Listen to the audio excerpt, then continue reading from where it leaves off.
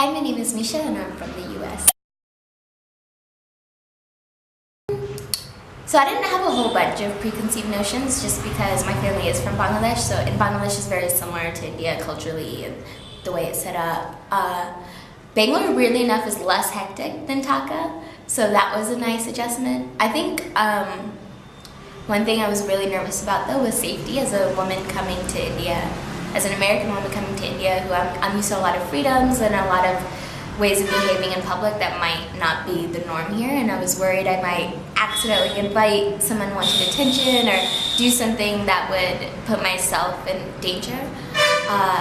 And I think I've gotten pretty good at avoiding eye contact and avoiding those things, but it's actually, Bangalore especially, is incredibly safe.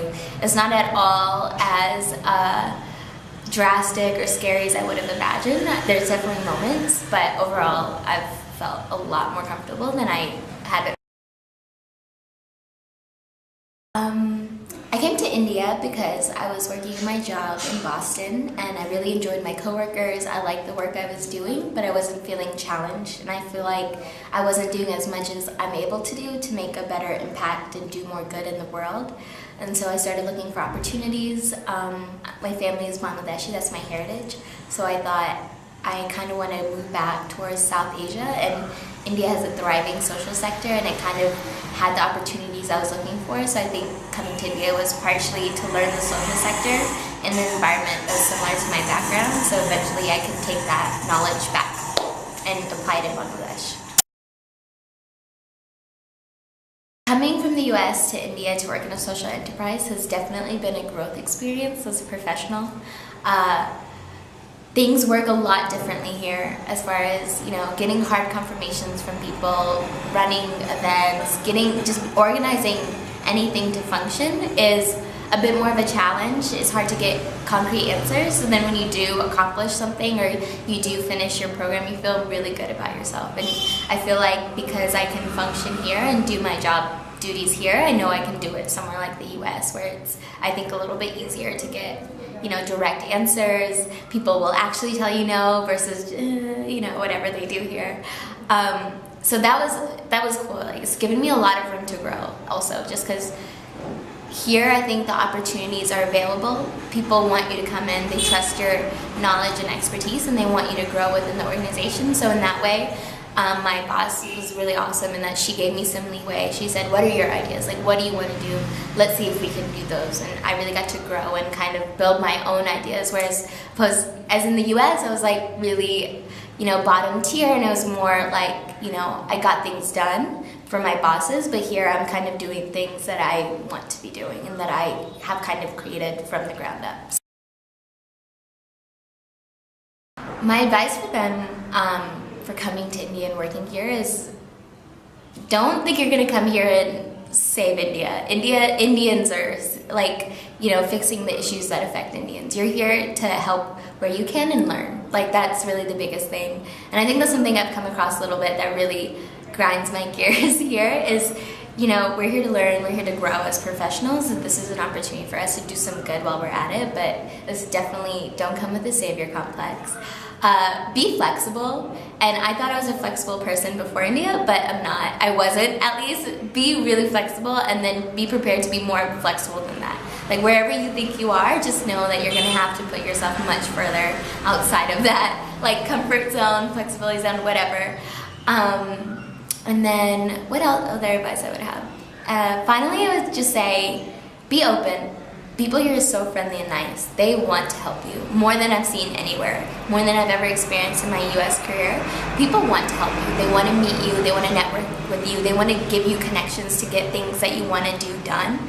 So you just have to take advantage of that. And there's no underlying motive. It's just people are genuinely kind and friendly, and they put themselves out there and they really give you a way to help yourself. So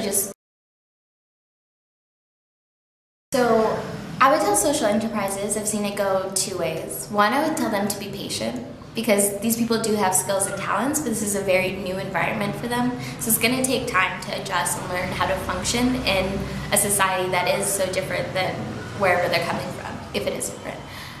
So that's one thing. I would say be patient, and on the other hand, I've seen it go where companies kind of feel like, oh, this person's from the outside, they just want to come here and fix things, they don't actually know what's up. And really good people with great talent and knowledge go underutilized, which is really unfortunate because they've come here to grow and learn, but they've also come to help your organization. So be patient while people adjust, but also utilize them, give them responsibilities, let them grow as professionals, because everybody benefits that way. So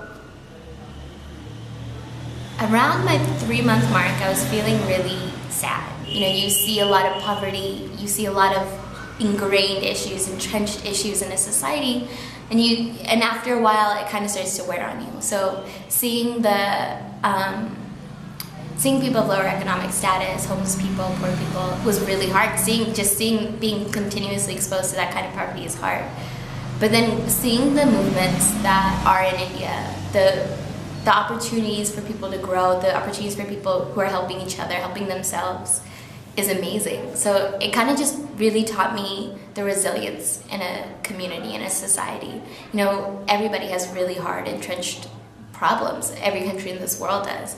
But just looking at the resilience of the human spirit and seeing people fight for their opportunity to live, for their opportunity to thrive, is something I think I'll take with me. Because I come from a lot of privilege, you know, I have a lot of opportunities that have, you know, in essence been given to me. Like, I have a great education, I have an awesome family, like I have a home I can go back to after not working for 6 months. Like, that's not opportunities everybody has. So like, seeing the resilience in communities and places like India makes me really appreciate my opportunities and makes me want to work harder and do more, because I have